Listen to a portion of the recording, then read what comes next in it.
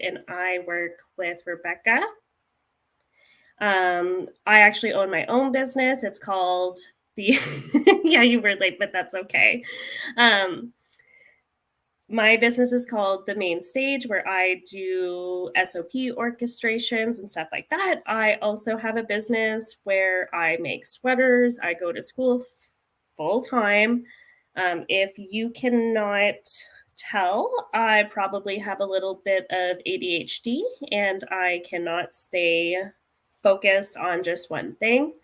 Today, I'm going to be bringing on one of my bestest friends in the whole entire world. Her name is Natasha. She also has ADHD, has her own business, and is just an absolute rock star. Come on out, Natasha. Hi. I was going to say, if Kathleen has a little bit of ADHD, I have a whole lot of ADHD. In the before times, I was the supervisor at a daycare center. And then we went into the pandemic and I had a surrogate baby and started my own business called Down Home Designs. And I make great things. You do make really great things. Thank you for joining me today. This is something brand new that I never do. Thank you to Rebecca for always sharing her platforms to let people come on and speak. If you guys ever get the opportunity, I highly suggest to work with her. She's a fantastic collaborator and just been such a rock for me over the past 4 years. Just absolutely fantastic. As I've said, sometimes I can get really off track, and she is always given me such grace to be me, not feel bad about missing things or messing up, and always just been such a good collaborator. Today, really wanted to talk about being neurodivergent and owning your own business, what it's like trying to get a job in the real world, as they say, and some of the bonuses and downfalls. So, Natasha, why did you start your business? Well, like I said, it was the pandemic, and I had been on a maternity leave after a medical leave for surrogacy I was doing, and both of my children were going to be in school. And it was the first year back after the pandemic, so I knew it was going to be difficult. And I knew I wouldn't be at work every day because I would have to miss to stay with my kids because they wouldn't be allowed at school. And I am not the sort of person who could have done that job from home. Yeah. Because I didn't know I had ADHD then. Everybody who's met me knew I had ADHD then, except me. And my mom. She didn't know either.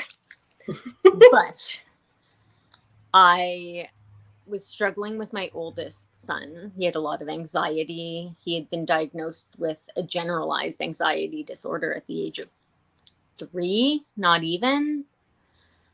And things were happening at school. So we wanted to get an assessment for him. And it was just so overwhelming that I couldn't go back because it was just too much. I didn't know how I would be able to do it. And then doing the testing for my son, I realized that all of those little things I was told, oh, that's normal. You did that as a kid too.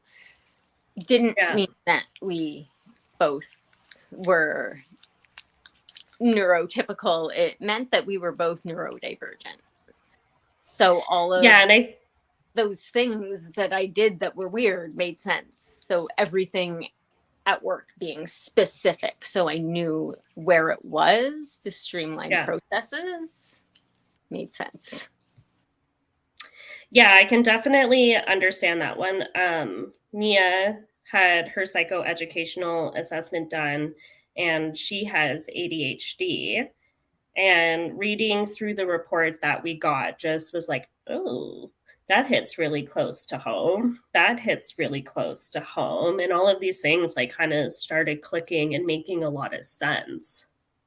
And, you know, as you know, my daughter, and some people will, but some people won't, Amelia is a wild card. I love her so much, but she does not do anything normal. Like, she just does what she wants and hope she gets good marks for it. She has a lot of issues. I wouldn't say she has authority issues, but she has issues understanding why things have to be done a certain way. And especially like at school or when you get a job in the real world outside of your home, people expect everything done a certain way. And I think it's just like such a disadvantage for so many people that like no one is setting up workspaces, interviews, education to really help other people excel. Well, and the thing about a lot of people with neurodivergencies and ADHD is they're gifted. Mm-hmm. So my son is gifted. He has a reading comprehension level 2 years ago when he was 8. His reading comprehension was the same as a university student. Same with Mia's. But he couldn't read.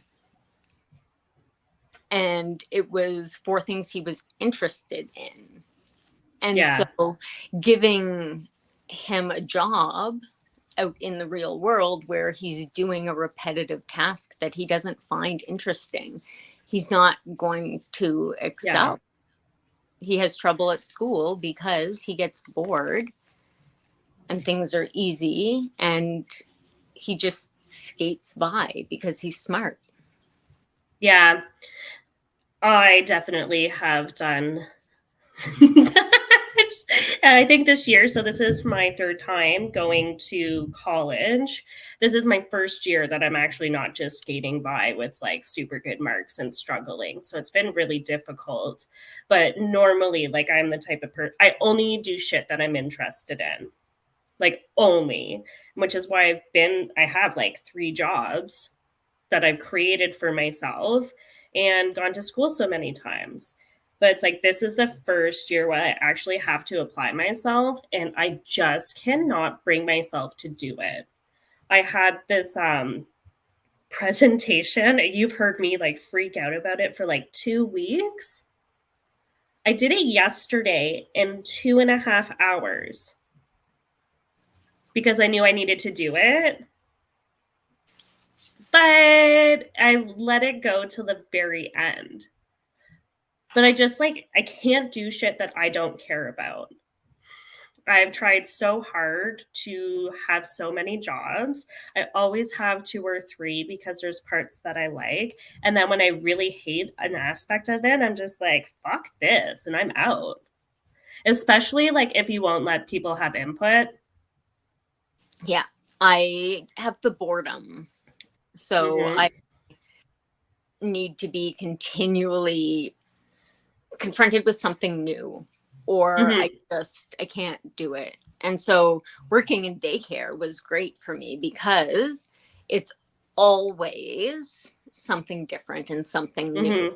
It's never that's a bright sun. Sorry, guys. Oh yeah. Is that the sun is shining really bright? Sorry. Yeah. So I would get bored and either stop doing my job well, or I would have to find something else to do. Yeah. So question here from Rebecca. What advice do I have for school-age kids who have to do schoolwork they don't care about? My piece of advice, which is like actually very hard to follow because I don't really do it, but the advice is just get it done with. Just get it done with, and then you can go and do the shit that you like. And sometimes it's really hard. Like, no one likes to do stuff that we don't care about. But it's like, I tell my kids, because my kids have like so many food aversions. It's like, just try the stuff that I'm making you try so you can eat all the good shit that you love. And like, it's hard, and I know that, but eventually, if you just do the shit that you're supposed to, you get to do all the stuff you actually like and love. And if you do your schoolwork, then you get to go and do the things in life that you like. That's my advice on that. Yeah, I don't know. I have such a hard time with it. I can't even. And that's why I'm so thankful to have the opportunity to be an entrepreneur. I think it's definitely really hard for people to think like, if I can't get a job or I can't do all of these things for a workplace or a school, this is just getting worse. Then I won't be able to, you know what, I'm just going to move. I'm not going to be able to own my own business. And I think like people always put up this thing where it's like, if you don't do your best at what you're being told to do, then you'll never succeed. And I think that's really wrong. Yeah. Yeah, I tried. I have so many food aversions. As soon as Kathleen said food aversions, I was like, she's calling me out. I was calling you out. Right. And we're very big on try it. Yeah. With pushing yourself to do things, I have such a hard time with it. And I find the only way to get myself to start doing it is to find that one little aspect of it that I find interesting. Because I feel like you can always find something in any project that you're going to connect with. It's just doing that. So if you hate research projects, if you have ADHD, you probably don't really hate the research part of the project. Yeah. Right? Because we just want to know things. So it's finding that thing that you can hold on to get you through all of that stuff. Yeah. Well, for me, like I keep messing up everything in this like biology course because the teacher pissed me off. I literally like had a family incident happen and then he wouldn't let me retake something. And then after that, I gave no shits. But like I need this one course and it's the only course I actually need to go to school. But now I just don't care because there was no flexibility and it was so rigid. And it's like, well, that's not actually how people work. I get that like timelines are important. Exactly, Rebecca. Entrepreneurship lets you write your own ticket. I love that. I love that so much. I would rather have myself stressed out by the dumb shit that I do than being stressed out about like someone else telling me that I can't do something and like pigeonholing me into like this stupid box. Well, and if somebody doesn't understand how you think and how your mind works, they aren't going to understand how to set up the environment and your tasks in a way that's effective for you. So I found that a lot of things at work would take me longer than anybody else, but it's because they weren't set up in a way that made sense to me. Yeah. Where in my own business, I run things the way I want. Yeah. Because I know the way that works for me to get what I need done. Yeah. No, I definitely agree with that. And like part of one of the things that I do for a living for myself and other people is setting up systems and processes and stuff like that. And I've really shied away from saying like anything on social media. You know how much I don't like it. I don't like the idea of showing up as an authority because there's just so many different ways that people operate that sometimes I think it's like really rude to just be like, I will 10x all of your revenue if you do everything the way that I did. But then what happens when it doesn't work out for that person? Yeah, that's that black and white thinking that we get too, right? Yeah. I'm an authority because I'm not the absolute top. And Well, we see yeah, all but of those like, angles of like, just because it worked for me doesn't mean it's going to work for you and you and you, yeah, right? We see so many angles to everything, which is really great. yeah, but Really, also not sometimes. yeah. Like, so I have so many things that I like to do. Obviously, you know that I overwhelm myself. I have two businesses, one doing the systems and processes, and then the other one's a creative business with my mama bear, actually. We make sweaters.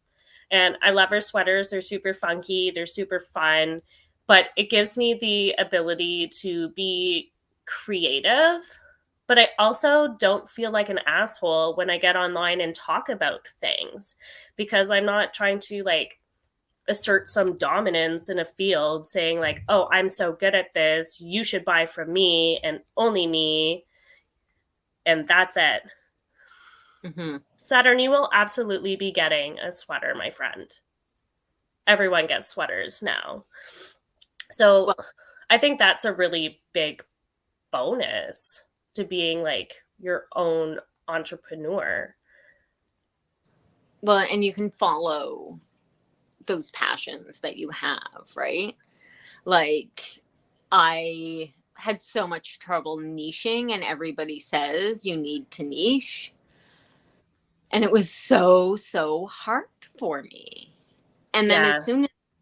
as soon as I had a personal struggle, I didn't want to just do that, because part of the way I work through things is through creating. And when you deep dive into things and you're making stuff, everybody you know is like, oh, you should sell it. Oh, you should sell it.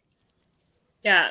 And when you have spent as much as some of us spend to check out a new hobby, you feel like, well, yeah, maybe I should.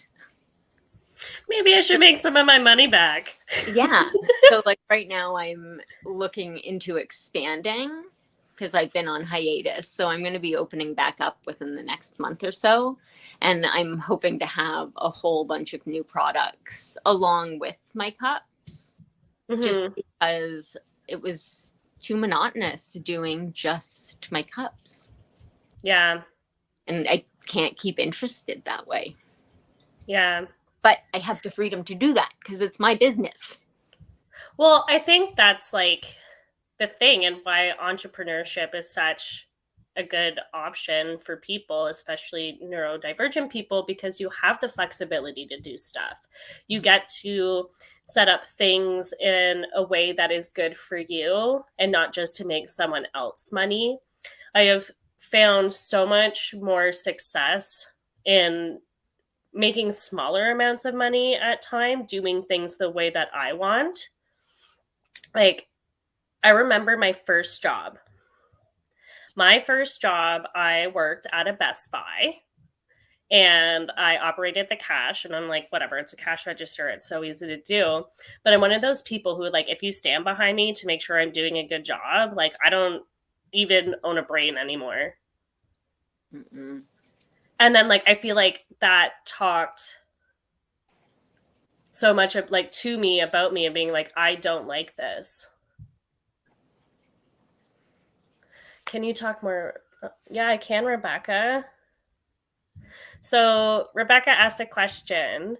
Can you talk more about making more options and systems? I love this. So what I think Rebecca is trying to say is, like, a lot of the time people, when they're building like business systems, that everyone's saying like, you can only do it this way, this is the only way to do it, and like setting everybody up for success means that your marketing system can only be this way. And the thing is, there are so many options for absolutely everything. I use a program called Airtable because I love it. Rebecca uses Google Drive for a lot of stuff, and I hate it. Like, I actually hate it. Now she knows. Sorry, girl. Um, but what I end up doing is taking what Rebecca does in her Google Drive, and then I'll put it into, like, copy and paste it over into a system that works for me. So there's not only one way to do everything. Oh yeah, forcing everyone to use a form or requiring a phone call. Like, no, I would rather eat my own eyeballs than fill out a form. I try to fill out forms. I always end up halfway through, like navigating away. Yeah. Yeah, I think it's really important to have different ways for people to access you and information, and a lot of different ways for you to have your stuff set up to get your information. I think, like, the main thing is to think about, like, how do you like to receive your information and how do you like to access it? I hate video. I really don't like a lot. I'm going to be honest. I like written word, but I like it all in one spot. I cannot listen to an audiobook. Just drives me nuts. I've been trying to get into it. I can't. If I had to listen to something or go to, say, a webinar to access someone's information, I would never do that and I would never buy. Yeah. I would never fill out a form and I would never give someone a phone call. For me, it's like I want all that information on one page so I can make a decision, and that's it. Yeah.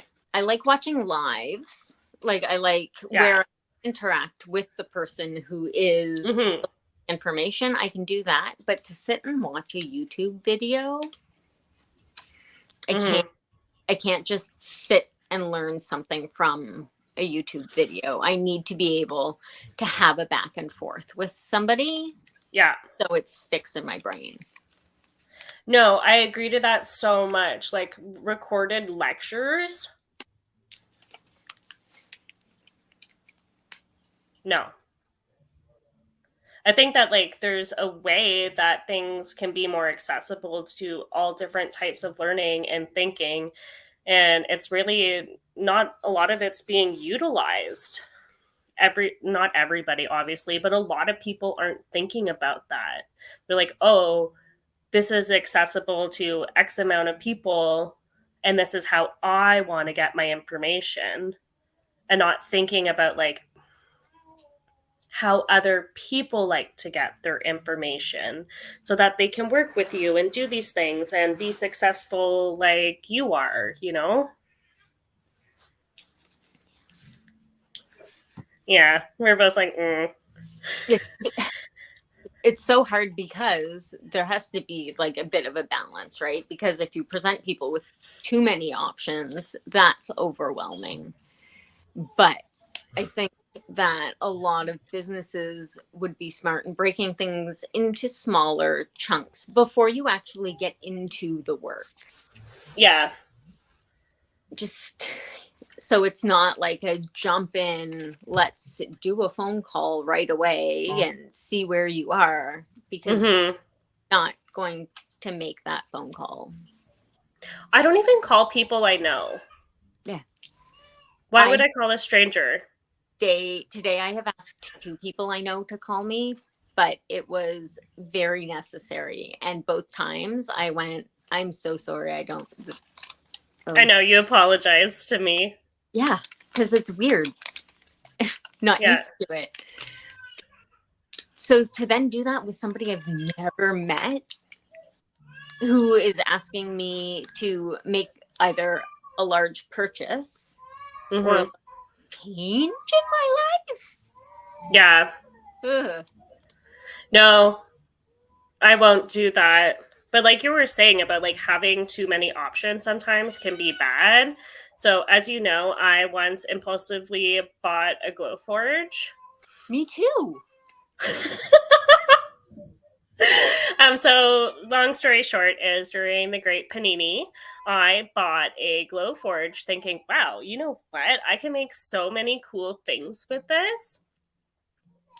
We engraved one thing and then it sat around for 3 years because I was overwhelmed with the amount of options, and then also the fact that I could only use one program that I didn't know how to use, so I just put it away. I was like, I don't know what to do with this. So instead of learning, I actually lost interest. I have not lost interest. I am very interested. I bought what is a Glowforge? A Glowforge is a laser engraving and cutting machine. So I am very, very lucky and got to go for a colonoscopy before the age of 40. I know. If you want to know how I got in to do that, just connect with me and I'll let you know. I don't recommend it. But the next day, while I was still half under the influence of the anesthesia, I impulsively bought a Glowforge from one of my friends who impulsively bought a Glowforge during the panini. And I'm very excited to I have a list of things that I want to make. I also have a list of things that you can make me. Okay. Yeah, so that's great because now I don't have to actually do it because I hate doing stuff like that. So I don't know why I bought it. I love doing stuff. Yeah. Do you think, Natasha, that there are downfalls to owning your own? Oh, it's my child screaming. She just went to bed. Is she that loud? She can probably hear me and thinks you have me hidden in the room. Yes, Tony, I would have the same aversion to a 3D printer. I love the idea of making stuff, but I hate making stuff. I don't have the patience for it. I'm like, oh, it'd be so cool. Let's go and make this. Let's go and make that. I love coming up with ideas, but I don't actually like executing creative stuff. I don't really have the patience for it. I tried to have like a furniture painting business with my mom once, but literally waiting for paint to dry, I would paint over it and then like muck everything up. And she'd just look at me and be like, do you want to go away? Sure, Mom.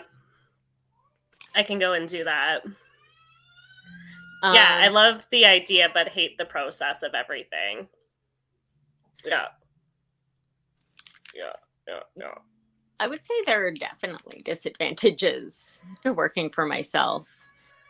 I'm really permissive. What does that mean? I just let myself get away with everything. I can. Oh, yeah, 100% me too. Right? Like, just if I feel like working in the morning, there's nobody to make me do it. Yeah, I agree to that.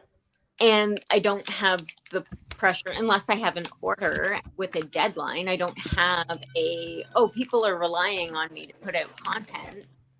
Yeah. So you miss that motivation of performance almost. Mm-hmm.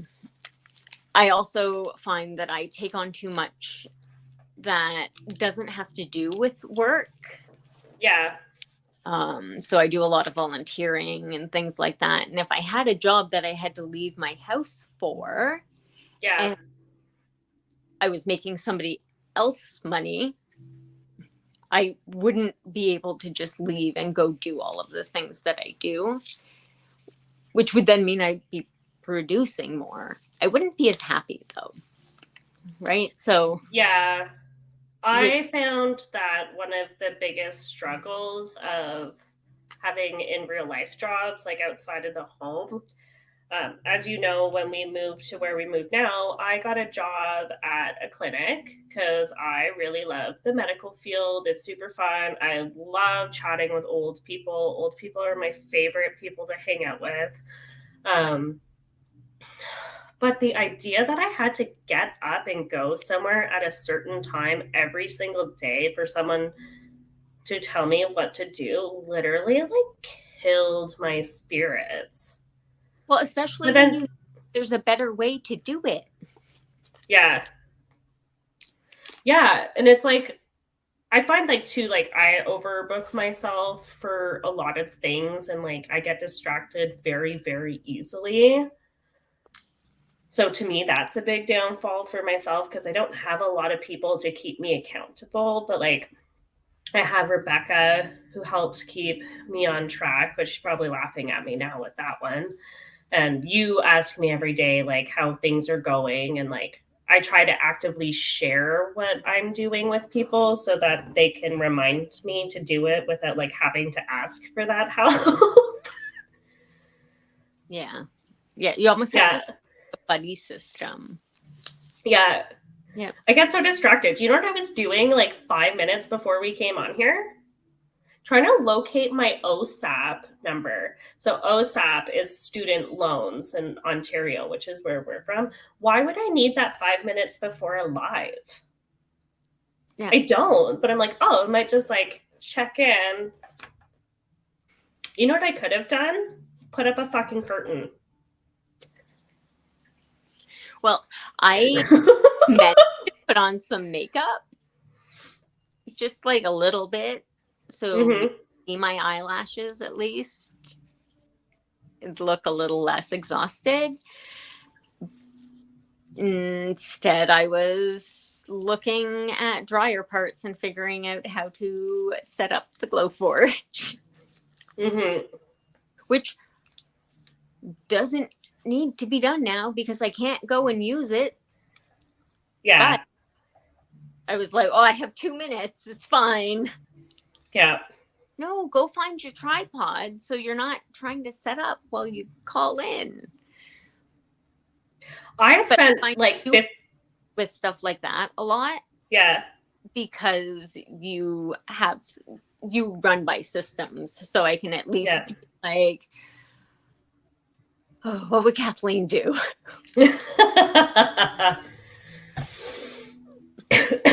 It's look for your OSAP number.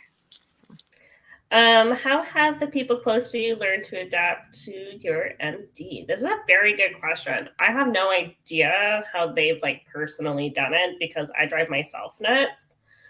But I really think that the people in my life have adapted to accommodate me and my adventures and my side quests and my messiness and all of that by like really taking the time to understand that like I am not built to go work out in the world.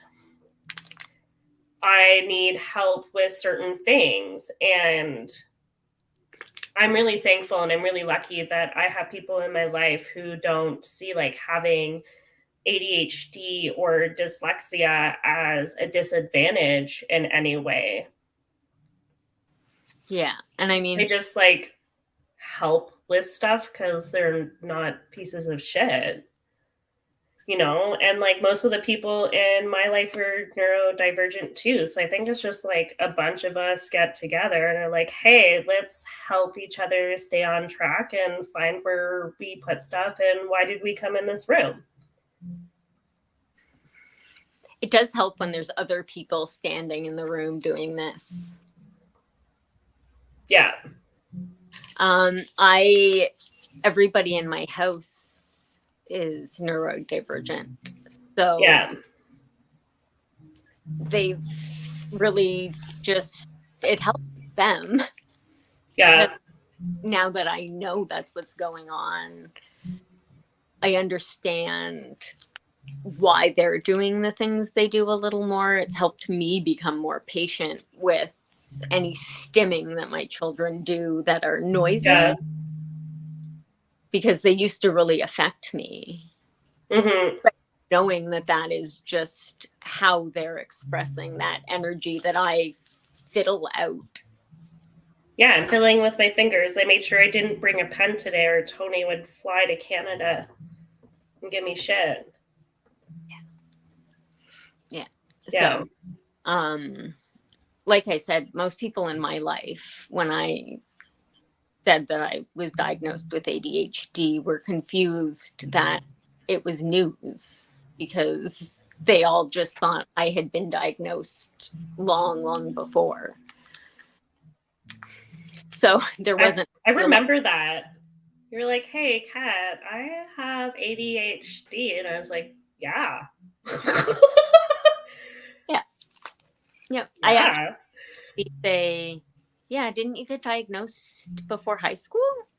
And I was like, no, Mm-mm. not at all. But I definitely like think it's a different vibe. Like it's such a different vibe. And I don't think that people adapt to us. Well, like not in our personal lives because everyone's kind of out there. But like Natasha comes over and sees me once a week to help with the kids and stuff. And we'll spend a couple hours together and she does her thing and I do my thing. And we literally just sit in the same room and chat like this. I was doing work the other day on my computer and she was embroidering her overalls. Yeah. You know, like it's just embroider, by the way. That's not actually I do. It's just the thing I was doing. Mm-hmm. Yeah. Yeah, it's always weird when you discover something about yourself and you share it and everybody goes, oh, I thought you were aware. Like, why didn't you say anything? Yeah. Help a sister out. Yeah. But I definitely think, like, I don't know if this is a word or I made it up, but like being neuronormal is the weird thing now. Like, I think like everybody else has to adapt to being around neuronormal people and doing things every way that they do. Yeah, I think everybody just needs to chill a little. Yeah. Just like give a little grace, give a little extra information because everybody, but just not everybody does things the same way. So we have to stop making everybody do things the same way. Yeah, I think it's definitely. I don't know where comments are compared to where I am, but Rebecca made a comment about autism running in families and how it's easy to miss stuff like that because it's all around you. And it makes me think of my entire family. But my maternal family,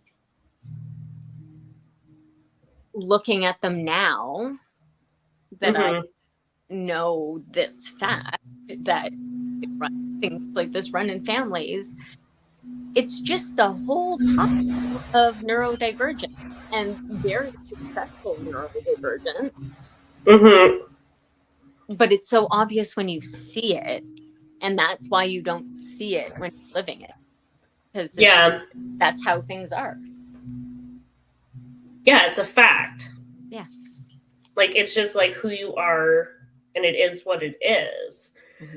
We think that our son Owen is autistic, and when we've talked to other people about it, like we've had some really rude backlash that like really took me by surprise. It was like, oh well, we think he is autistic, so we're gonna get him to see the doctor to get into like the program, to whatever, to get educational plans for school. And people would be like, oh, but he's so smart.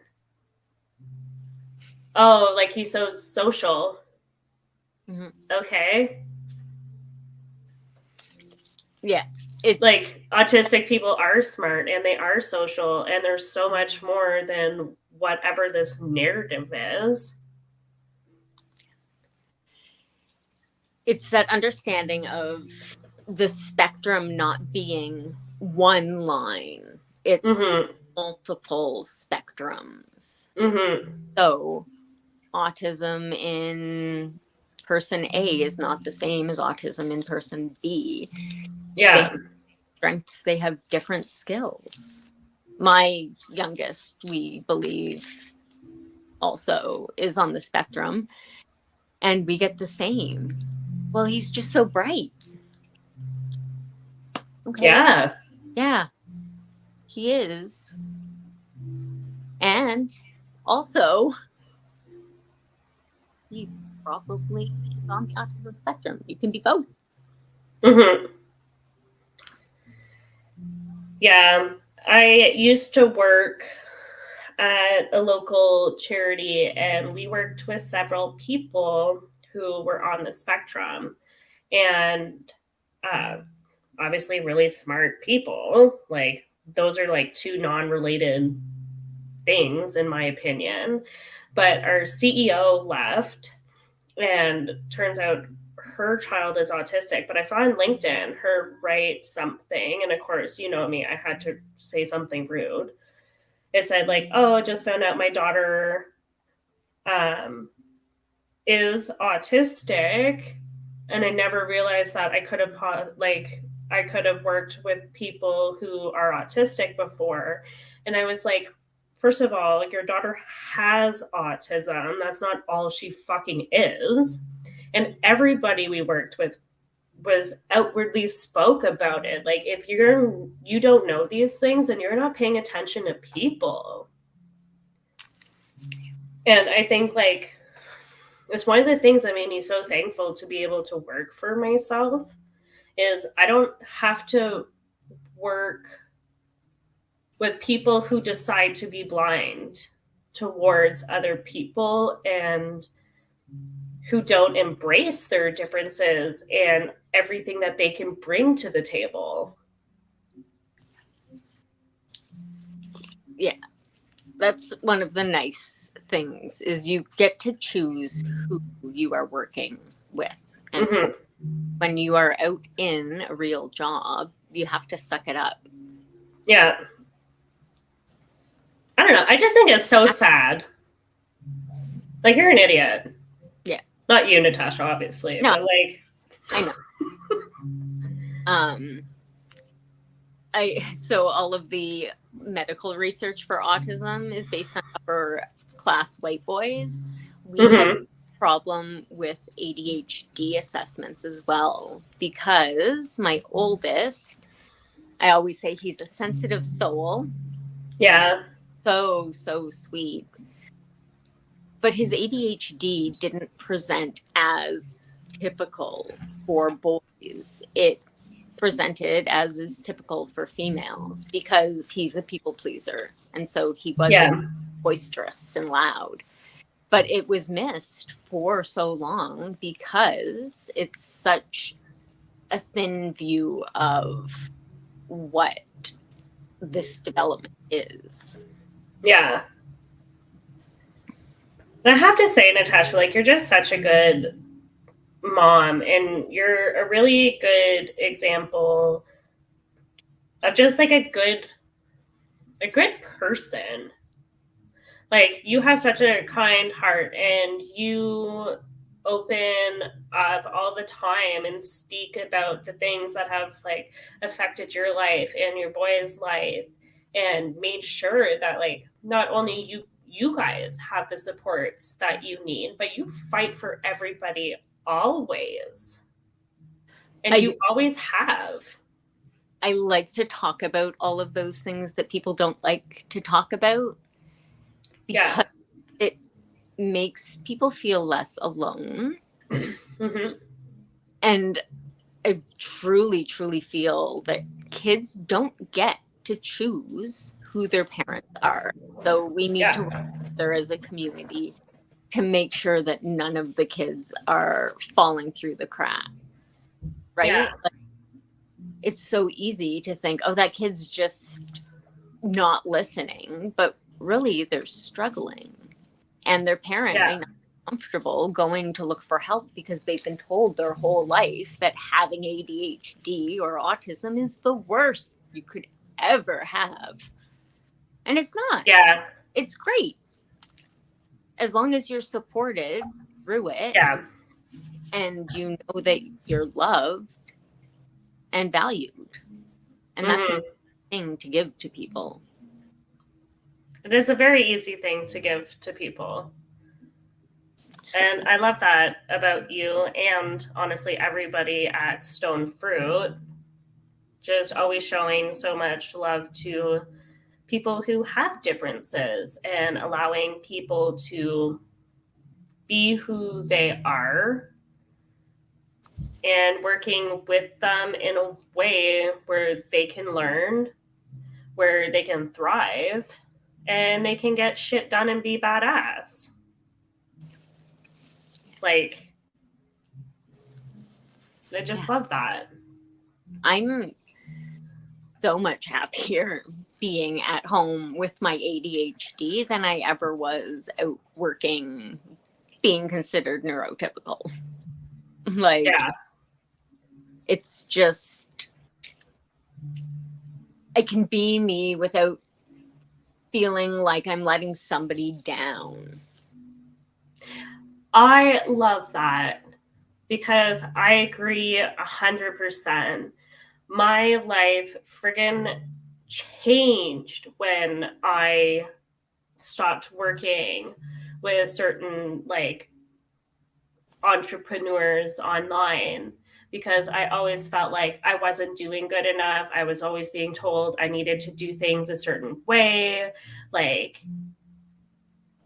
And when I finally left like this certain space that I thought was being beneficial, I realized that I was really being held back because I will never fit into that box.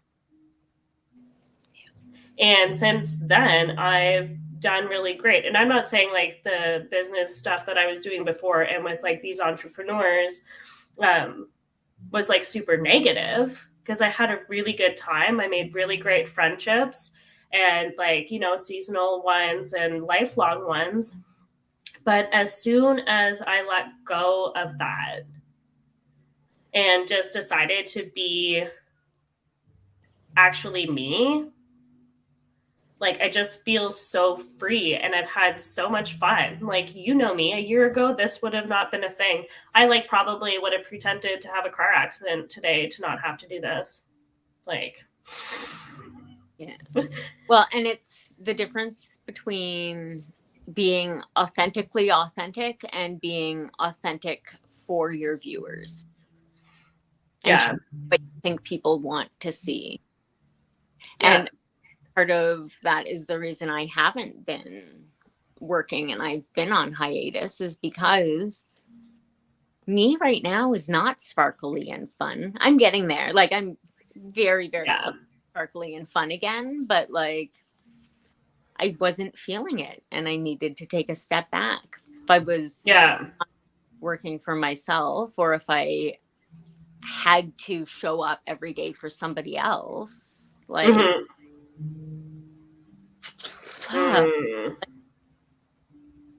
I couldn't do it and want to present as inauthentic, right? Because I am like how I am. Yeah, and I think that's beautiful. Yeah, that's absolutely beautiful. I love you, and we get along. I love you too. Tony asked a fun question. Yeah, love that. How do I put this on? There we go. In your views, does Canadian politeness help embrace and accept neurodivergence, or does it maybe more sweep it under the rug? I think I have 2 points on this. I think Canadian politeness is a myth that Americans made up and other people in the world. I know so many assholes, it's unreal. That's why I only hang out with like 4 people ever. But I would say that most generations, except for like the new generation of kids and people coming up, sweep everything under the rug. Like, what are they called? Boomers? I don't know. I don't follow that. I'm like a 100-year-old lady when it comes to slang and stuff. But everyone sweeps shit under the rug, especially when you don't want to deal with it.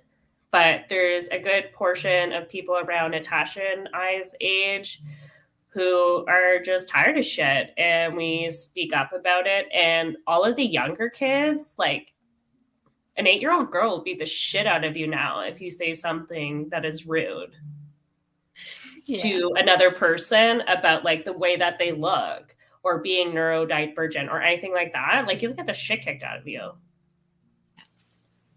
Yeah, I agree that I think Canadian politeness is a mask, really. It's something that we present to the rest of the world, and we are polite in passing.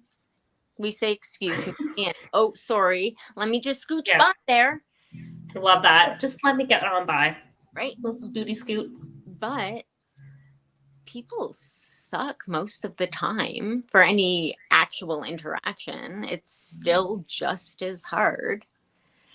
Yeah. And yeah, people our parents' age. So I'm just on the cusp of 40. I'll be 40 in a year. And most of the people I surround myself with are very open to talking about neurodivergence and mental health issues and things like that. But as soon as you hit 15-ish years older, 20 years older, it starts to get clawed back. As a general, obviously not everyone, but general. I mean, my past year, but my mom was very, very sick and said nothing. Yeah. And it's not completely uncommon, I've found. Like, whenever I tell anybody the story, I will get something similar happened to somebody I know. And it's just, they didn't want to deal with having to tell people, and they didn't want that. Whereas I tell everybody everything because I want everybody to go and be the healthiest and happiest they can be. Yeah. So it's just, I don't think it's Canada or country specific. I think it's just people. Yeah, I have to agree with that. I definitely don't believe that. Well, I don't know. Canadians can be pretty polite, like you said, with like, just let me scoot on past you. But like, it is not really what the world really seems to think it is. Like, we have a lot of problems. Yeah. Racism, like a lot of problem thing here. Oh yeah. People think there is racism. Yeah, it's awful. And our healthcare is garbage. I don't know why people think that's good, but that's not good. It was until it was gutted, but we don't need to get into politics. No, we don't, because it is Thanksgiving and we are being thankful today. That's right. We are thankful for the free healthcare that we get, even though it might take longer. Yeah. We're being positive. You got the wrong girl for that one today. I'm actually very jealous that it's American Thanksgiving today. We make leftover waffles after having big turkey dinners and stuff. Oh, they're so good. I just want those. I know that my dad is celebrating American Thanksgiving today because he loves football in Turkey, so he will take any opportunity for that. Yeah. Oh, I'm nervous going over to somebody's house to eat. I just saw a comment come in. We're going to a friend's for the first time like ever, and I'm nervy. Yeah. Anything with food in other people's houses, I have trouble with. That's very true. She comes over once a week and she will never eat. I ate one thing once that Mia gave me. I know. I saw that. That was hard for you. So we have about 5 minutes left today. We really got off track, I think. I don't actually remember if we stayed on track, but whatever. Do you have do you have any advice for people about like starting business, general world advice? So much. I have so much advice. First, talk to your parents and tell them to delete their nudes. That's just life advice.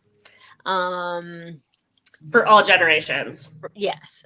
For business, if you are having trouble in your job and you think that you could be an entrepreneur, just do it. Find a friend who is doing it, make a friend who is doing it, and try. The worst that's going to happen is you're going to end up in the same spot you're in right now. I like that. You're going to spend the money on it anyways. So, yeah. Back. I like that. Just try it. Yeah. Like literally, what is the worst that could happen? You end up right back where you were. Yeah. But I think AIDS. Yeah. I think my advice to anybody who wants to be an entrepreneur, and definitely people who have stuff like ADHD and the Tisms and all of that delightful stuff, stop listening to other people who tell you you can't do it. Yeah, other people are stupid. They're stupid. We don't have to fit into other people's boxes of what they define as smart and successful. You are fully capable of doing whatever the hell you want. And there are thousands of different ways to get to the finish line. So I think that would be mine. That's why we didn't stay on track. Because I don't even have a track. Just need to go. I'm like a scared goat who's like huddled into a thing, and I'm just like, but I'm getting shit done, and that's like what matters. And I'm looking at my who uses weird is cool now. Yeah. I found out weird is a cool thing, and so just be your weird self, and people will find you, the people that you need around you. Weird is cool. I love being weird. I've never felt so good about myself. Yeah, I love that. So I'm really thankful for that. And I'm thankful that I've had the opportunity to be weird with everyone that I work with and being accepted and given so much grace for everything. So, yeah. Yeah. And thank you so much for joining me today, Natasha, because as you know, I was nervy about this. And you killed it. I have a quick gift for the end, for the wrap up really quick before I end the live officially. Oh, okay, Saturn. If it'll work. Okay. Because I don't know if it should. There we go. The house we're asking for, and she has been keep my attention on the stream. That's so cute. Oh my god, I want a cat, but Ryan doesn't want one. Well, I'm gonna have to. Cats are a joy. My cat, not so much. This cat, definitely. My cat hates everyone, and yeah, Root Beer Ginsburg. She hates everyone. But that's why I love cats, because they just hate everybody. And then, like, you know what? I could use a little cuddle, and then they do that, and they go away. She beat up that dog that one time. Good for her. Neurodivergent. Display of dominance when she got in the house was to love that. Walk the dog. I love that. There's an air biscuits just over in the corner. All right. Great. Well, thank you so much, Stone Fruit Roll Up, for having us, and the people who showed up live to hang out with us today, and anybody who catches this later on and goes, what the hell is this? We really appreciate you. We really love you, and we hope that you just have the best time ever and be your weird self. That's a wonderful wrap up. I love that. Thank you.